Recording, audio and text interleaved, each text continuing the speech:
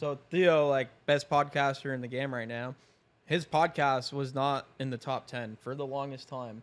And then one of his episodes he put on Spotify or YouTube, and they took it down because he was probably talking about like COVID or something.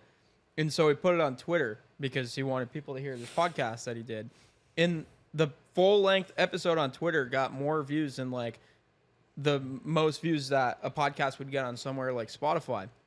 And so instantly, because he posted one long form episode on Twitter, his podcast on Spotify and all the other podcast platforms shot up to like 2 or 3, right behind Rogan and some of these other podcasters. So it was really interesting to see how like Elon with Twitter or X or whatever he calls it now is creating the platform to like house longer form content.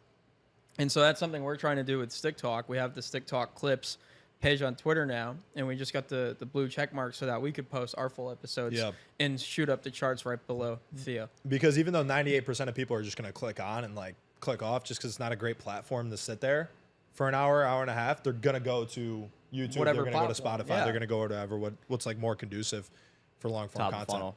Yeah. Also, Same thing happened to Tucker. I was going to say Tucker is crazy. What are your guys' thoughts on X? The naming convention? Just everything, like the way he's transitioned over. Personally, Terrible. I don't like it yet. I feel like it's going to go away in like a week, but like every time I swipe down, I'm like searching for Twitter. You know the history though?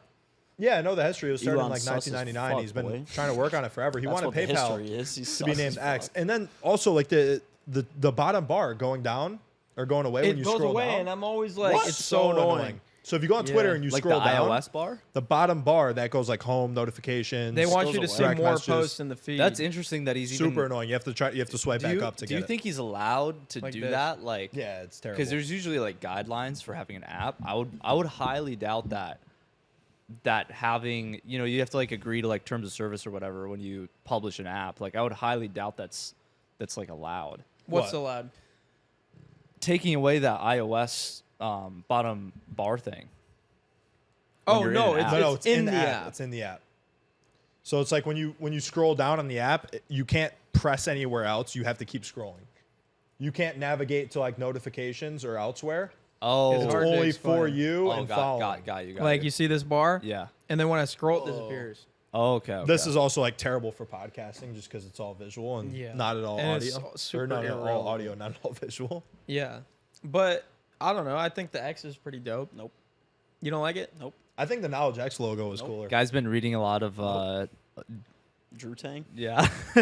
Hey guys, if you enjoyed this short clip, check out the full interview here.